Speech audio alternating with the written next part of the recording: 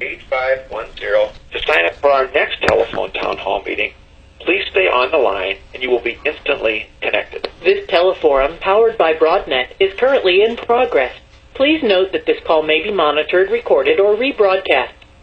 He expressed, and a lot of tension on that visit, which was actually pretty interesting. But we don't get events like that very often. There are different state visits from different leaders of different countries, of course, and I always make sure that I attend those joint sessions of Congress meetings when a different leader from a different country or president comes to speak.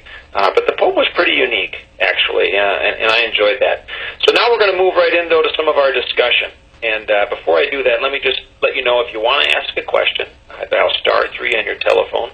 You'll probably just go into a queue right away, and we'll just kind of take the calls as they come in. That's what we always do. That's been our practice. A couple of things I want to tell you right off the bat.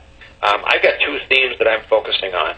Number one is just getting stuff done. I think it is just really critical that when folks get elected, the elections come and go, but it's really about cooperating, finding common ground, moving the ball forward, and getting some things done. And I'm just happy I've been able to do that on a handful of issues that I know are making a difference for folks. And that makes it more meaningful for me, or at least allows me to continue to stay positive about the challenging environment in Washington. And one of those areas, I'll just tell you right up front, is a bill we passed with big bipartisan support. It got the support of the president. He signed it into law. It was the Steve Gleason Act. And for those of you that don't know, Steve Gleason was a famous professional football player that was championing a cause around ALS. And the ALS community, as many of you know through the Ice Bucket Challenge and a lot of the attention that was given to that raising of money in the nonprofit sector just a year ago. At the same time, when all this was going on, there was a rule proposed by a government agency that oversees Medicare to not allow any speech-generating devices go to those patients who have ALS under Medicare rules, or Alzheimer's or other degenerative diseases that these patients rely on to communicate with. And so Steve Gleason, who contracted ALS himself, helped champion this cause, and I was one of the chief 4 co-sponsors of the bill. We moved the bill through efficiently and effectively to guarantee that Medicare would protect and provide this access. It was signed into law, and I just really believe we should be encouraging the use of more medical technology, not less. And these are literally speech-generating devices that allow these patients to communicate with their loved ones, with friends, with their doctors, and so critical and so important. And it was just gratifying to see everyone come together and pass that legislation. And secondly, a lot of you know I've been working very hard on some anti-human trafficking, anti-sex trafficking initiatives. And earlier this year, my legislation was included in a larger, broad package of bills that was signed into law by the president to help stop sex trafficking. And the main focus of the bill that I was authoring was to give safe harbor laws, safe harbors like we have in Minnesota, that make sure that these young girls are treated as victims, not as criminals. And we're talking about 12, 13, 14-year-old girls that in the past in many states are treated as either prostitutes or they get convicted of alcohol and drugs. And so you literally push these girls into the shadows and you don't give them the treatment that they need and treat them as victims. And what we found is that by treating them as victims, they come out of the shadows, you get them back on their feet again, they turn into bad guys. And that was the main focus of the legislation that we passed. In fact, Senator Klobuchar and I worked on that very closely together, and were effectively able to move that through, and it was included in a larger package. But one provision that I was excited to see is literally saving lives that I had, and my bill also was credited for saving a girl recently. It was just a few months ago. There was a 14-year-old Tennessee girl that went missing, and she was kidnapped by a sex offender and went across state lines into Virginia. And I had a provision that basically allows local law enforcement to have communication with the U.S. Marshal Service. Well, the U.S. Marshal Service went into action.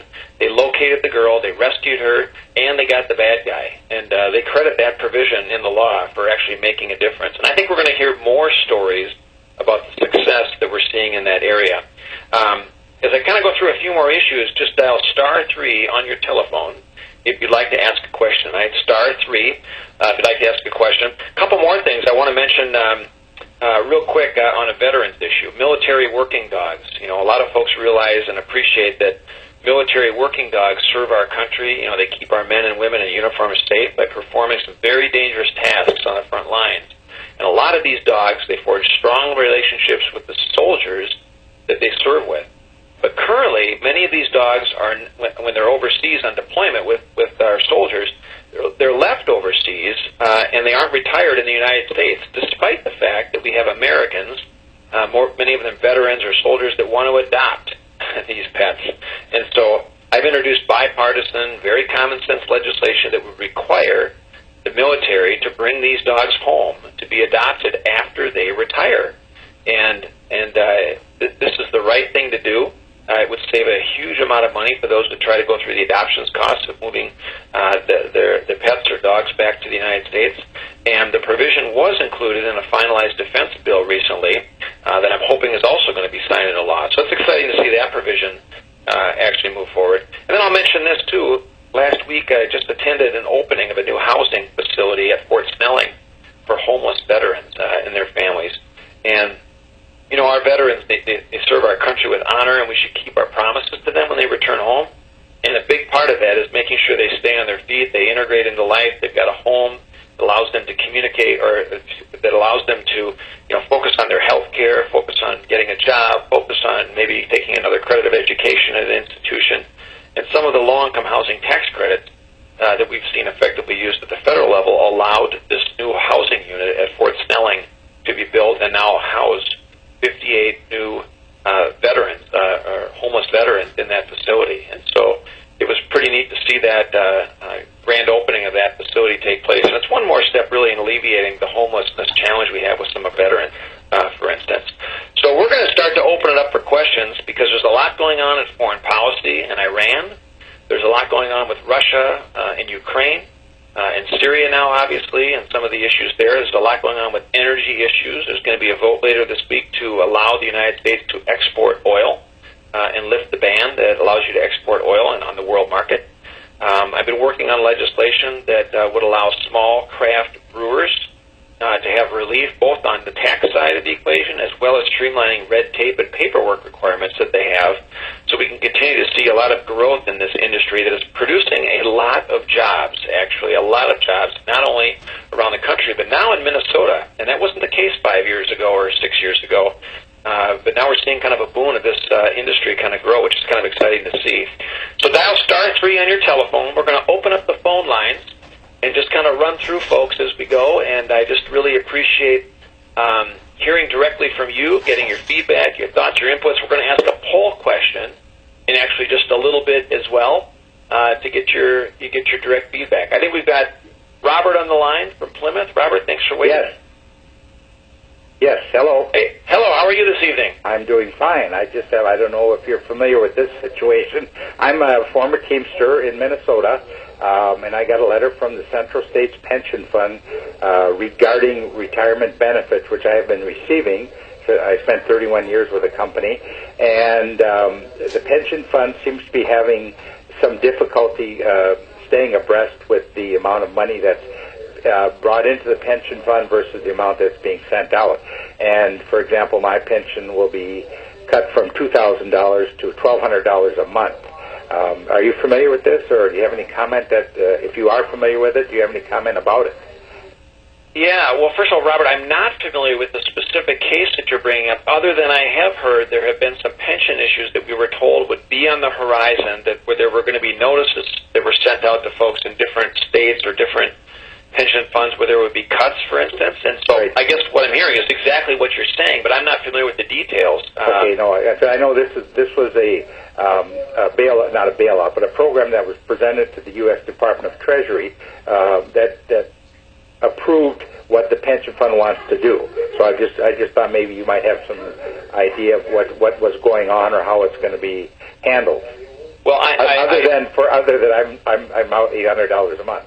Yeah, no, I understand, and it's one of those frustrating situations where obviously you're planning for your retirement. You know, you've got these locked-in promises, and it sounds like that's being changed on you. Well, here's what I'll tell you is that once in a while, Congress does take up pension reform legislation. Now, we haven't done that in a few years, but there may be something coming up at the year end. It usually happens when there's other budget issues that come up, and so I'll just, again, pledge I'll look into it, I'll check into it, I'll kind of keep your thoughts in mind if anything comes before us that may address the situation. And I also would encourage you, Robert, just to not hesitate to reach out to my office, and if there's anything we can do to help on an individual basis, sometimes we can do that with different federal agencies, with different, pension issues. It's possible, but not guaranteed. But sometimes it's red tape issues. Sometimes we can write letters on people's behalf. And I would just encourage you to not hesitate to feel free about doing that as well. And then we can check if there's any bipartisan support to actually do anything in addressing the issue. So good thoughts, or from a personal experience, I appreciate hearing about the pension situation. Thank you very much. We're going to keep rolling through the questions if you can. We've got Bill from Maple Grove. Bill, if you're there. Yeah, this is Bill Johnson. We had a recent report from the VA Inspector General that over 300,000 veterans lost their lives as far as the VA system. I'm wondering if you're aware of the issue and what your thoughts are on it and what Congress should be doing. Yeah, okay, well, first of all, thank you. First of all, I will tell you this, is that, Bill, is that the struggles at the VA continue to pile up, which remain a top concern for me and actually many of my colleagues. It was just a year ago we had really strong bipartisan buy-in that the VA reforms needed to be put in place that allowed mismanagement to be addressed. And ironically, here we are a year later, and we have not seen, essentially we have not seen the reforms utilized or effectively used to actually correct some of the challenges. And what we really now need to stay on is making sure we remain focused on is giving the VA the flexibility to remove poor performing employees. That is critical. We also need to conduct thorough oversight of the VA, Veterans Affairs, just to make sure that the reforms that Congress passed are, in fact, being implemented. There have been a number of different I would call them scandalous issues. It's not only the fact that you've got the long waiting line, and then literally it was something like a third of all veterans that were waiting in line, they found out had passed away or died while they were waiting in line. That is inexcusable. And thankfully, it's a bipartisan effort to drive attention to it. It's not an issue of only funding or money. It's actually making sure that the reforms, some of it sometimes against what the union interests want, that allow that we have accountability put in place. And so I've asked folks, and I have a veterans roundtable, or I have a veterans advisory committee that advises me on personal experience, that gives me thoughts on the direction to go on this issue that I get feedback on. Actually, Tim Walls from Minnesota, who is also working on some VA reforms and issues from southern Minnesota, that the Minnesota delegation talks about these issues a lot. And so it is definitely one of my top concerns because we continue to hear about it. And we've had the issues of the scandals around buildings that have gone up or not gone up, like in Denver, for instance, and the cost overruns and the unaccountability that have been a part of that. And actually the corruption that actually could be tied into it. So I'll just pledge I'm going to continue to keep it front line. It was, it came up actually when we were at the Veterans Homeless opening at Fort Snelling, the new shelter and home housing that we went to actually at Fort Snelling just this last week. And Bill, thanks for your service. All right, let me just move on right away. We've got Esther on the line. Esther from Minnetonka, thanks for waiting. Yes, hi.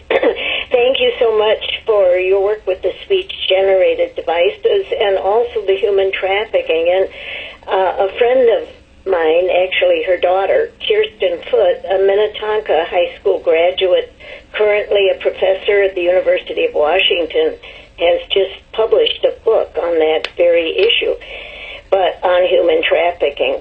But most of all, I wanted to bring up gun violence again. I've talked with you once before about that, and you said, well, that's a mental health issue. Well, true. But whatever issue it is, Congress has to look at the gun violence. And as the president said, does the rest of the world have no mental health issues? How come they don't have as much violence as we do? Just look at it. I don't know what the answer is, but somebody has to look at it.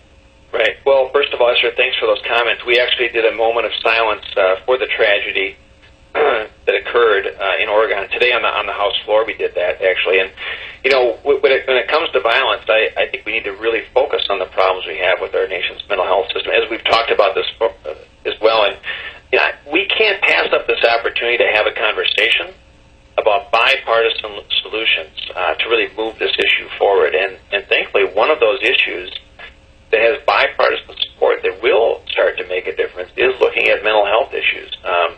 It's Congressman Tim Murphy from Pennsylvania has the mental health bill. It has strong bipartisan support. Quite honestly, we've been pushing leadership. Now, we have some leadership changes that are occurring right now here in Congress, but we've been pushing our leadership to address this because there are issues, for instance, with mental health. For instance, if someone is known to have an issue, and let's just say someone's mother wants to challenge that, there are privacy walls that prevent that person from actually getting the appropriate information, either from a doctor to someone in law enforcement, that would actually be able to make a difference and stop potentially a tragic act from happening. And so, the federal government's approach to mental health has been a very chaotic patchwork of antiquated programs and ineffective policies, all these different numerous agencies. And a lot of these patients end up in the criminal justice system or on the streets because services aren't available. So that's not the only answer, obviously, to some of the gun challenges or tragedies that have been happening, but it is a bipartisan component to start moving the issue forward, and that is critical, and it's something that I'm just hopeful we're actually going to make some progress on. All right, we're going to kind of keep moving on with our questions, actually, and then we'll take a poll in just a second. If you're joining in for a little while, don't hesitate to dial *3 on your telephone. We'll ask, and you can ask your question or give your thought, your idea really quick. And it looks like we've got Carolyn in the line from Plymouth. Carolyn? Hi, yes. Thank you for the work that you're doing on behalf of Minnesotans. Thank you.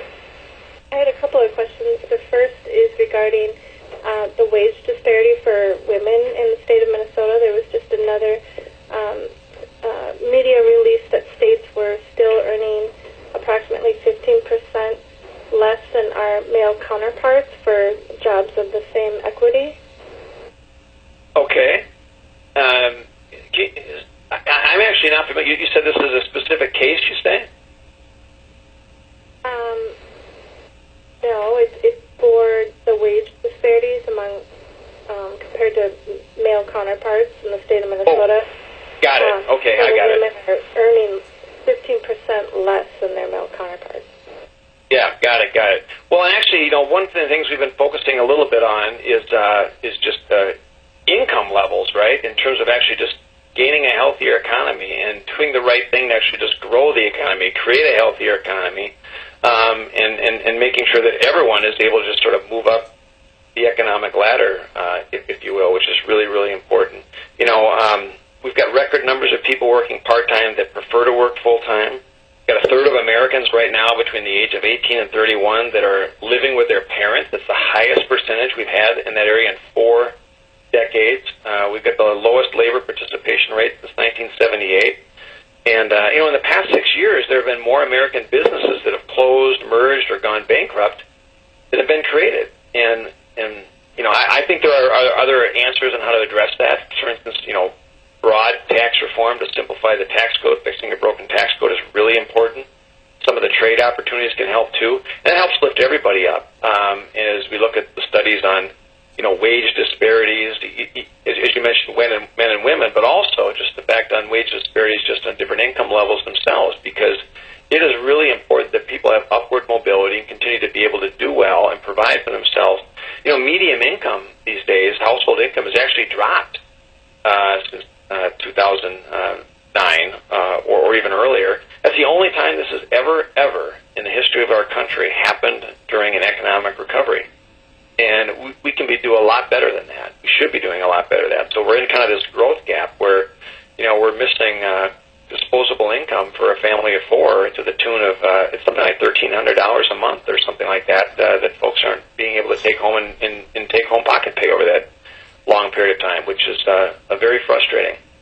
So thanks share your thoughts. We are going to ask a poll question now, though, and here's the question, because there's been a lot going on with foreign policy, but feel free just to push on your telephone real quick. You can just hit 1 for yes, 2 for no, and just hit 3 for if you're unsure. So the question is this. We've had a lot of discussion recently about the recent Iran sanctions bill, or the Iran nuclear agreement that the president negotiated with Iran. President Obama is planning on lifting economic sanctions on Iran, which will provide them with something more than $100 billion in economic relief. The question is that should that money, should economic relief be given to Iran before Iran is required to pay restitution through court-ordered judgments through victims of terror? There are a lot of American families that have been found in court to be owed money by Iran to the tune of like $43 billion. And so we've actually focused on passing legislation with bipartisan support that would require, before the president can lift those economic sanctions, he would be first required to make sure that Iran pays, as the courts have ordered, that money to American families and victims that have been found victims of terror under court-ordered judgments. So here's the question. Do you believe that Iran should be required to pay restitution and court-ordered judgments to victims of terror before economic sanctions are lifted? Press 1 if you think yes. Press 2 if you think no. And if you're unsure because you don't have information, your response has been registered. A lot of information here, just press 3. So if you believe that before economic sanctions should be lifted against Iran, that those families or victims under court-ordered judgments should be given restitution, press 1. Or no, that shouldn't be a requirement to lift the economic sanctions. The nuclear deal should just proceed as planned. Press 2. And if you're unsure, just press 3, because it's kind of a mix. But that is the issue that we're facing now. And just to give you a little example, there is precedent for doing this, because when Libya was going through their nuclear agreement with the United States, they were required and did pay, in fact, all of the victims from court-ordered judgments, for instance, on their previous terror attacks, including the Lockerbie, Scotland airline tragedy and bombing that took place several decades ago. So there is precedent to look at it, and we believe should be an issue requiring it. Okay, we're going to keep moving on to our questions. If you'd like to have a question, dial *3 on your telephone. I think we've got John from Maple Grove.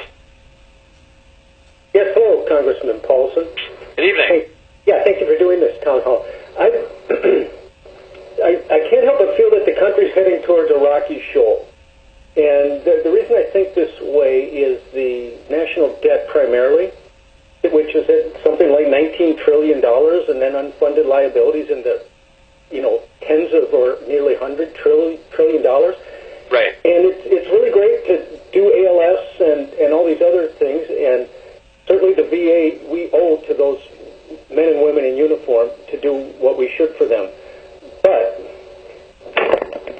with the national debt as it is, and I don't see any serious talk. Anytime somebody brings up real reform, they get vilified and told they're pushing grandmothers off cliffs. It strikes me that the federal government is a lot bigger than it needs to be, and I'm not talking about constitutionally mandated positions. I'm talking about the bureaucracy, which is creeping its regulation ever further into our lives. Okay. And if you could address that kind of basic principle of what's going on in this country and how do we get it back, I'd be most appreciative. Thank you. Okay, good. Well, listen, thank you very much. Let me just address it this way, because you talk about the economy suffering, and obviously taxation can be a part of that, litigation, but regulation is the big part of it. The economy continues to struggle with growth right around 2%. One thing that has not helped is when you add billions of dollars of regulation costs on the economy. It stops growth, it stops innovation, as businesses spend more time on compliance instead of on investment. I do believe that Congress should act more like a board of directors, that we should have to sign off, we should have to approve, we should have to give a yes affirmative vote anytime an agency is suggesting or offering a rule or a new regulation that would have a significant economic impact. And you can assign some sort of a dollar amount to that, like $100 million or $50 million, whatever you want to assign to it. But I think if Congress acted like a board of directors and had to sign off and had to approve it and had to have it give an affirmative vote of a yes, you would see fewer of these rules proposed, You'd see more thought in what they were actually proposing, and you'd actually see them pursue legislation rather than regulation, which is hurting the economy. And this is all going on to just slowing down the economy, which by having slower growth, we're not able to bring in the revenue that addresses the budget debt or the deficit, just as you mentioned, which are bigger issues. You can't get there only by cutting spending. That's part of it, but you've also got to grow the economy. In fact, it's something like $1.75 trillion in new compliance costs that are added by the government every year. I mean, it's a crazy number, and I can't tell you how many small bankers I meet with now, small businesses I meet with now, they just talk about that weight that's put on them that they didn't have to worry about 6-7 years ago, that make it so difficult for them to do well. And so I just think that's one answer is actually having the Congress act more like a board of directors and have to sign off and approve these new regulations, for instance.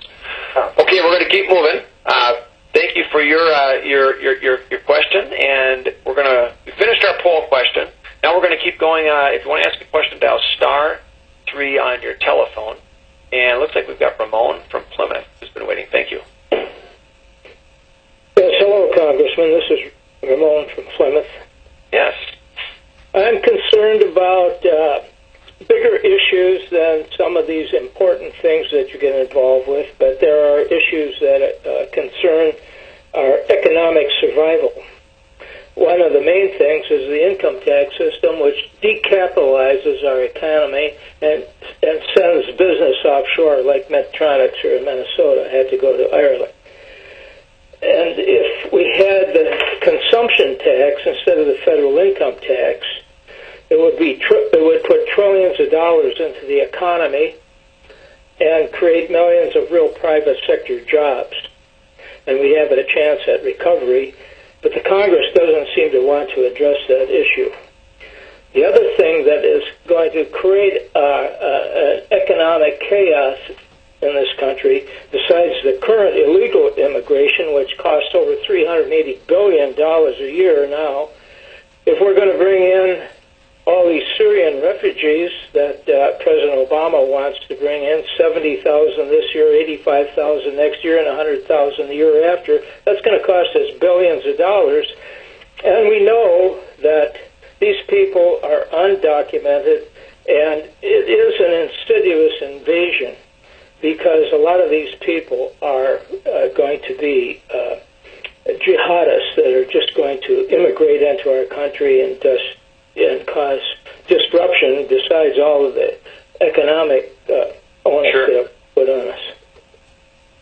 Well, okay, Ramon, thank you. A couple of things real quick. Number one, you sort of mentioned, the bigger issues just being the economy or the tax system. I really do think, again, we've got a broken tax code. It needs to be fixed. 9 out of 10 Americans today don't do the taxes themselves. They actually pay someone to do their taxes. They hire someone, an accountant, a lawyer, an attorney, or they buy the financial software to do it. That's not a tax system that's designed to help hardworking taxpayers. It is clearly designed to help those tax planners and accountants and lawyers. It's taking a tremendous amount of work and effort. And, the reality is, too, we got the highest corporate tax code in rate in the world. It's a competitiveness issue. And until we fix that, and until we address getting our earnings back from sales overseas, because there's $2 trillion that are trapped overseas, we're going to continue to bleed headquarters. We're going to have acquisitions from foreign companies take over our companies, which is actually the trend that's happening. It's not just inversions, but it's actually the acquisitions of foreign companies taking over American headquarters and then transferring those headquarters to their own domain outside the United States. So we never get those earnings, we won't see those revenues, and we don't get those jobs back down the road. On the immigration side, number one, I really firmly believe the immigration system is broken. It's harming our economy. It's locking out the next generation of innovators. And it's not just about accepting refugees. And I'm okay with accepting refugees, but you've got to know who is coming in. You've got to have a plan to making sure they're assimilated. They're actually going to be able to have opportunities to work. They're going to become paying productive folks down the road. That's got to be a key component rather than not having a plan. Because if you don't have a plan, you will continue to have huge social costs and government transfer payments potential fraud issues, which we've seen already take place in all different areas of the tax code, and those have to be addressed, and we shouldn't be moving down the direction to accept those or take those folks without making sure there's a plan put in place. And that's been my biggest complaint is actually not having a plan, for instance, in that area. Okay, we're going to keep rolling. We got a lot of questions coming in now. We're kind of covering a lot of different topics, which is great. We've got Star on the line. Star, thanks for waiting. Yes, thank you for taking my call. I'm the mom who has lost a 19-year-old son in Edina to an accidental overdose. I want to make sure you know we're losing an entire generation, not entire, but a large portion of our generation of people in the 18 to 25 category. Accidental overdose, and overdose is the leading cause of accidental death in the United States. Before gun accidents, before car accidents, it's the leading cause. Every 8 minutes, someone in the U.S. dies. So I want to make sure that we help get the word out, as was spread at Fed Up and the Attack Addiction rallies that were just held at the Capitol, that we know that this is a disease, that it can't be incarcerated away. It is not selective. It doesn't discriminate. It affects 1 in every 3 families in the United States. So we need easily accessible treatment for those with and without conventional insurance. I want to make sure that people know to support the CARE Act, and we also need a national 911 Good Samaritan bill. Okay, now I can breathe. Well, thank you. First of all, sorry, and again, sorry for your loss, but it's great to hear your passion around this. And you know, a lot of people are just beginning to understand that you know, America, the United States, is in the midst of this opiate overdose epidemic, as you mentioned. And it's interesting. You know, I'm the father of 4 daughters, so I know that we need to continue educating them and other young people across the country about the very real dangers of these drugs and the available resources that are there for help. And it's not just young people that are impacted by opiate abuse. You know, seniors are at risk for prescription drug abuse because they take more prescription medicines than any other age group. And I think Americans 65 years of age and older, they make up only about 13% of the population, but they consume about 33% of all prescription drugs. And I recently hosted a briefing on this issue on Capitol Hill, and I'm putting together a roundtable on the topic as well in the district, because I know that working together we can put an end to this epidemic. And we, again, this is about engaging law enforcement, student health centers, nursing facilities, and recovery community organizations about how to best promote treatment and destroy excess pain medicine as well. There's a company now in Minnesota that has actually got a special device where you can actually discharge or get rid of your old medicines if you have too many. And it's biodegradable. They disappear. They don't go into the water supply, and it ensures that they're effectively and safely disposed of. And we gotta get the word out on obviously new innovations like that going forward. Great point. And again, I appreciate your thoughts on that. All right, we're going to go right now. We got Al from Eden Prairie. Al, if you're there. Yes. Oh, yes, I am. Thanks for taking my call today. Thanks for waiting. I have a quick one for you. I heard a little bit of a blurb you mentioned at the beginning about the small brewers and such. Yeah. A lot of the small brewers actually started out kind of like myself as a home brewer. Right. And takes it to the next level, and people enjoy it. So they say, hey, well, if you like it, maybe I should start selling it. So it's worked out really well for a lot of people. My question, though, is on the other side of things, which is spirits.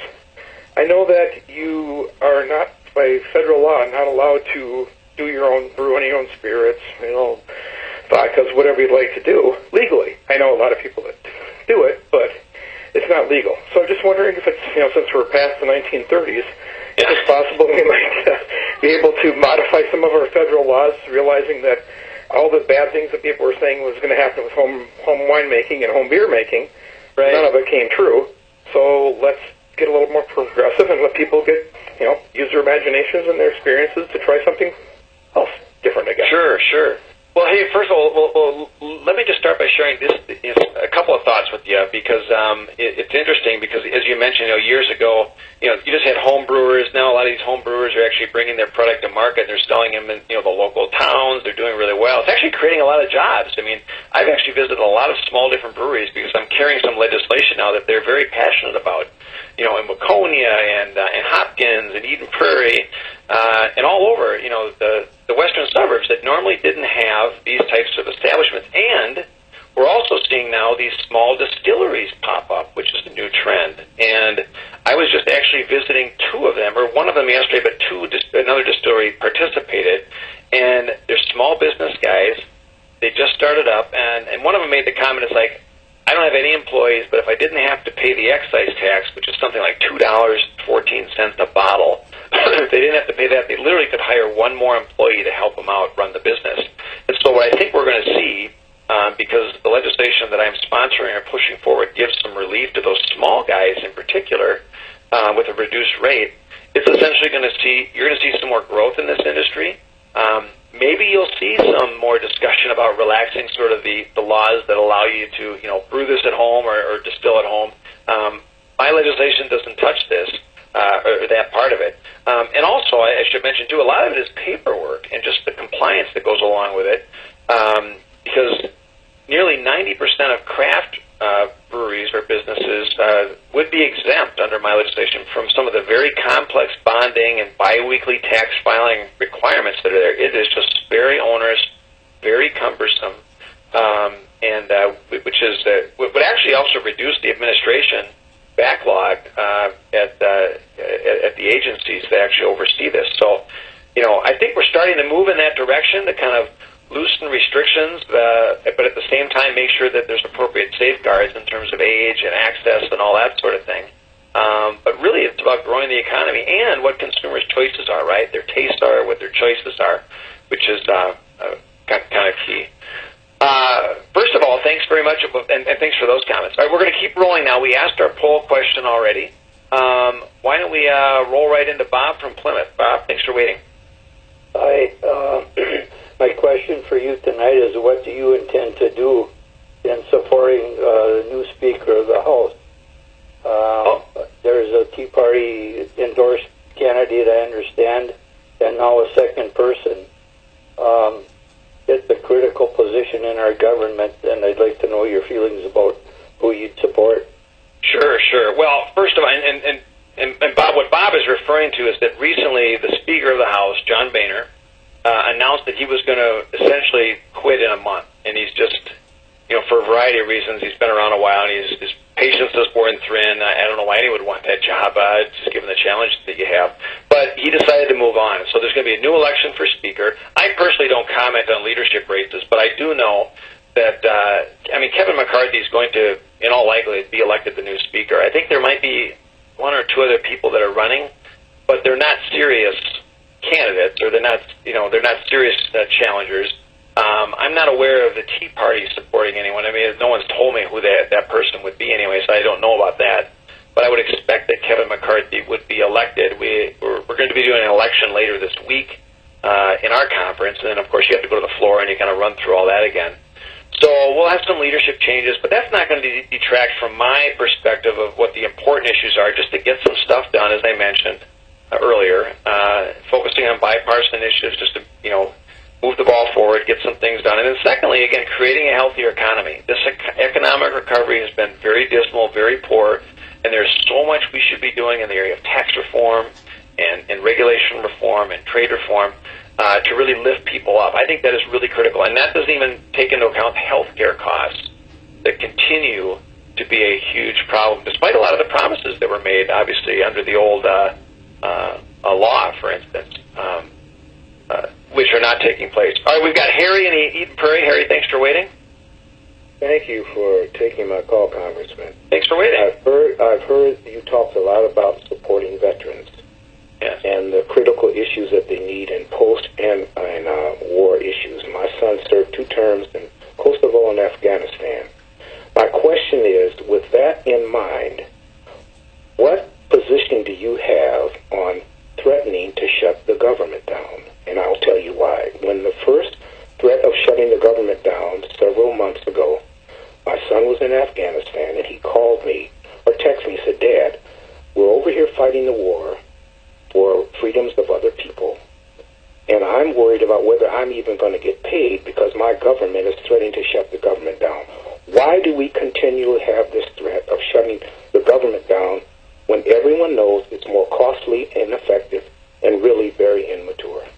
Yeah, well, and amen to those comments, Terry. First of all, and thank you to your son for service, for his service. I'll just tell you right up front, there are some of my colleagues that have actually thought that, shutting down the government is not that big a deal. Eventually, some of the demands that are made as a part of those negotiations will be given into. And my view is, and we just had a vote last week, to make sure that the government would stay open, it would be funded, and we would just not even have that question on the table.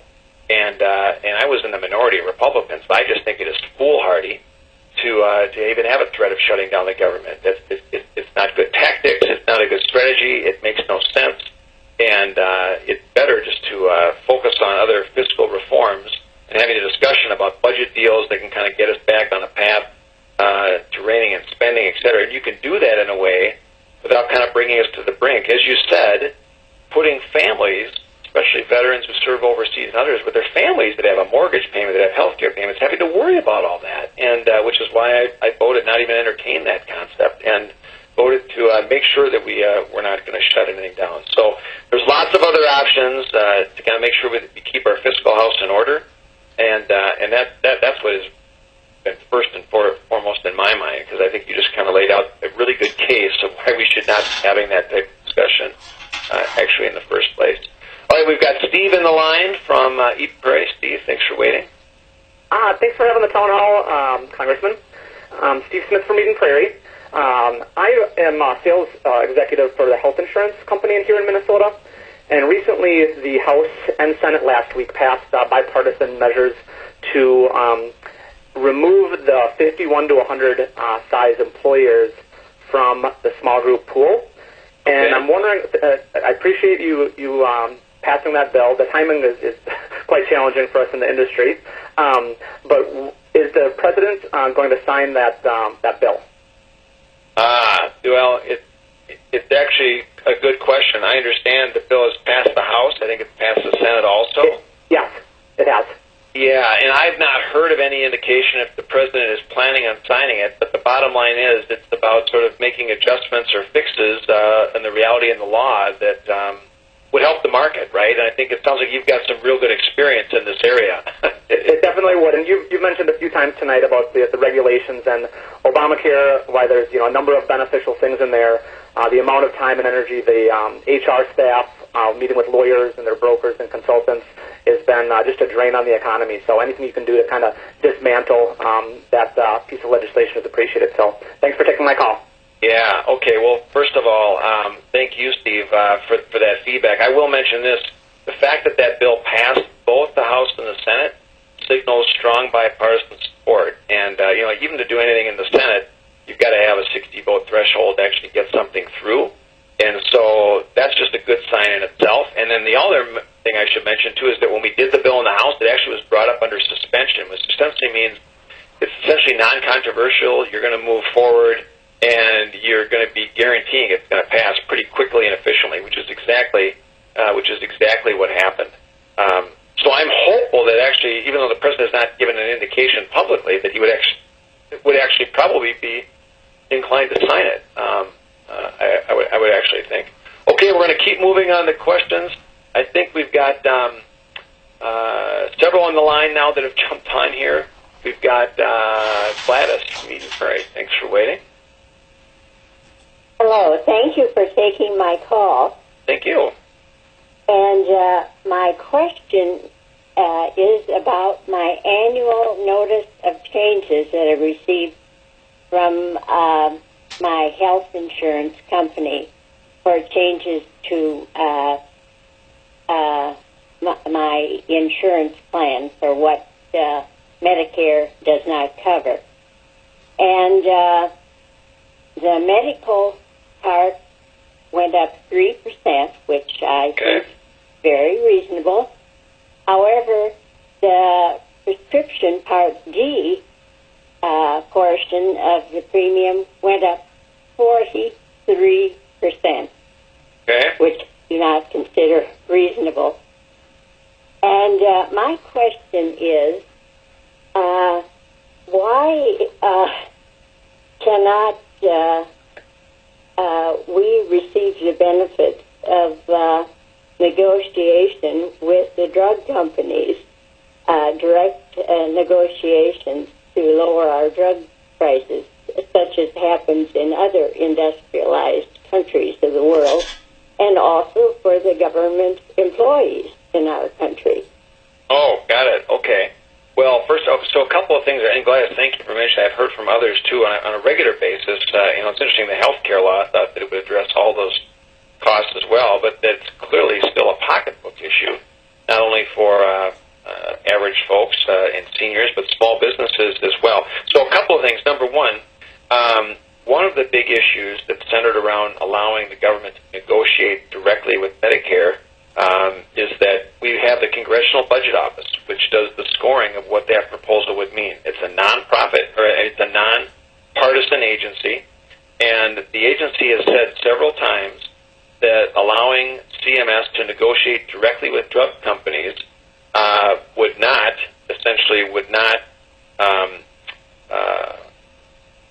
have any effect in terms of actually lowering costs. In fact, so you have to kind of take CBO at its word in terms of what sort of the actual appropriate response is in terms of making sure that it's fiscally, soluble or whatever, however you want to phrase that. So granting that authority to negotiate for lower drug prices would actually have little, if any, effect on the prices for a variety of reasons. And secondly, we do have some experience in looking at the VA because the VA has done some of this negotiation directly with the drug companies, and what we have seen is that most of the folks at the VA, they have less access with fewer choices to different drugs. And one of the big benefits of Medicare Part D, because the costs have come in something like 40 or 50% even lower than the expected cost, is that we want to make sure there's a lot of choice available for consumers, there's a lot of choice available for seniors such as yourself, and it is about making sure that we have everything on the table, but we've got to make sure if that is perceived to be the answer, that it's not just price controls or price fixing that is actually going to push drugs out of the market and not have as many available for you or for others. That is really key. And so, and part of that then is getting the Congressional Budget Office to making sure they're actually looking at what the score would be and what the difference would be, for instance. So good feedback, good comments. If you have ideas on any of these areas, don't hesitate to share your thoughts because we're always looking for more feedback. All right, we're going to keep rolling. We got Cindy from Minnetonka who's been waiting patiently. Cindy, thanks for waiting.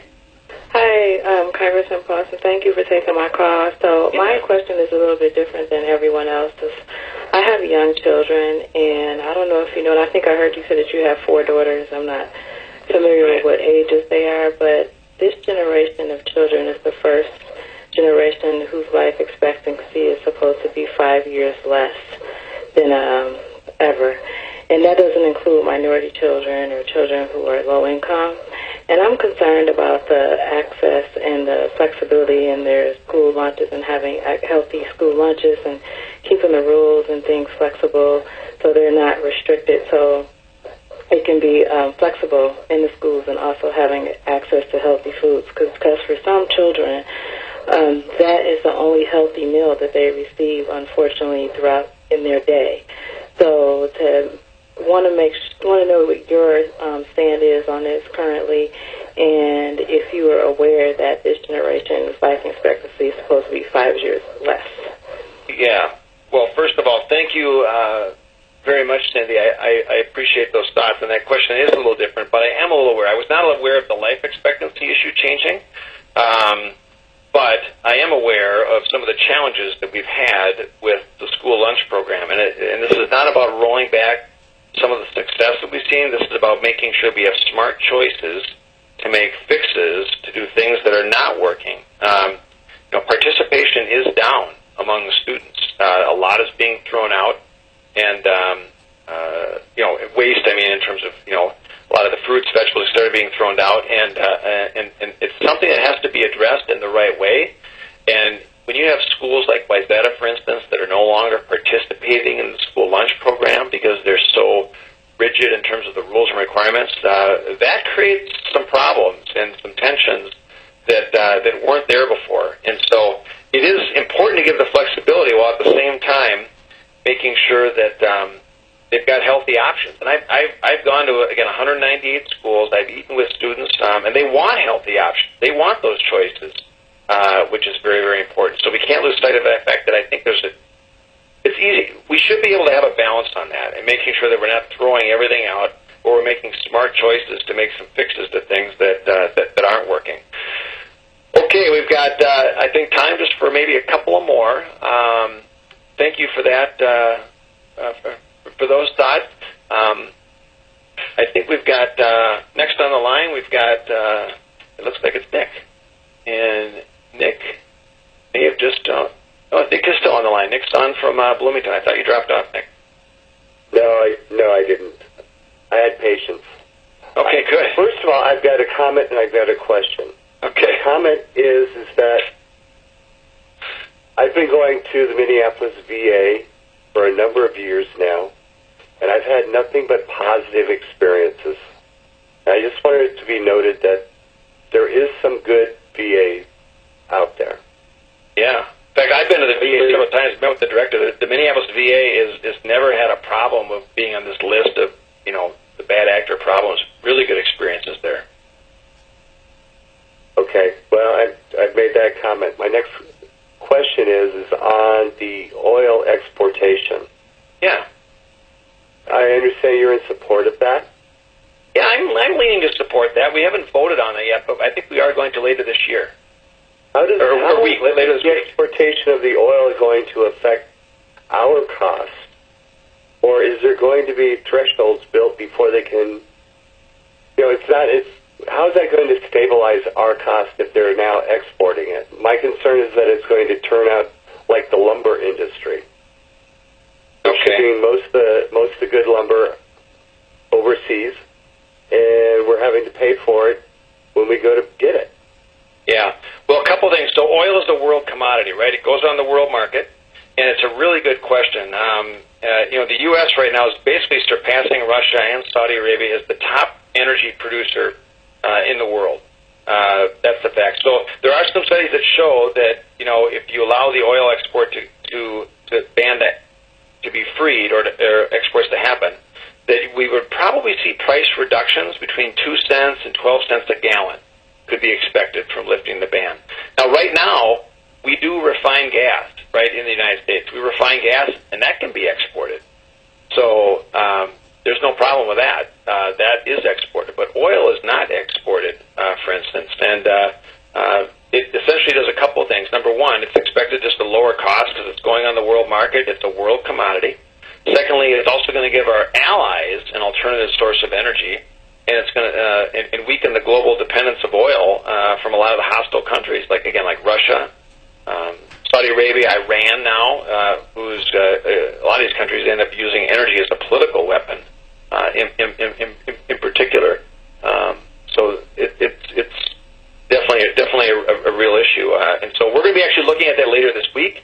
I'm expecting it's going to be bipartisan, but they do say it's not only going to be an increase of jobs across, in all these different sectors across the American economy. We've seen a resurgence of manufacturing, for instance, because of the lower cost of energy costs in the United States, but we're also seeing, we could see reductions in gasoline prices, which will be very welcome just from a pocketbook perspective as well. Okay, we're going to take another question. I think we've got Joan on the line. Joan from Edina, thanks for waiting. Yes, thank you. I'm very concerned about our defense budget. The world is on fire. Nobody seems to be paying too much attention to what's happening with China. In the particular area, they seem to be taking things over. Our Navy is not what it used to be. Why are we cutting back now when this is a time of need? Oh, yeah, with defense. Well, it's actually a really good question. Well, first of all, let me just say on the outset is that no agency, including the Pentagon or the military budget, should be exempt from being scrutinized and having its spending scrutinized and prioritized. That should be a part of the equation. It's also very important to note that the defense services, the soldiers that protect us, they've been strained as well. They've received regular pay increases. We've dealt with their health care, but our assets have been more strained as we have more challenges around Middle East, but just the ability for the United States to project power, as you mentioned, or offer a balance of power in areas like Asia and be a counterweight to China. And a lot of those countries, we need to, one, make sure that they are contributing, whether it's to NATO, the appropriate percentages that they're supposed to contribute to defense, or making sure that we're bringing in others in the Asian Pacific area to join with us in support as a counterweight against China.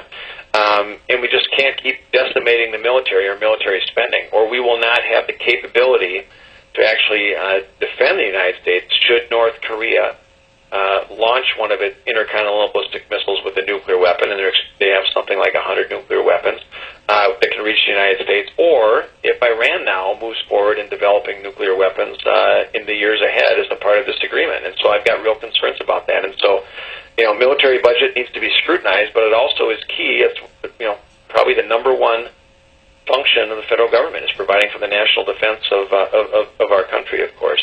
I just want to kind of wrap up by thanking everybody. We kind of covered a different question on every caller for the most part, which I don't think has ever happened before. Normally it's always one theme, one focus, and I think it just kind of shows the breadth and understanding that a lot of you have and can appreciate of not only the challenges of some of the issues we're talking about are facing, but the reality is that we have a lot to work on and a lot to do, and that's why I remain committed just to getting some stuff done.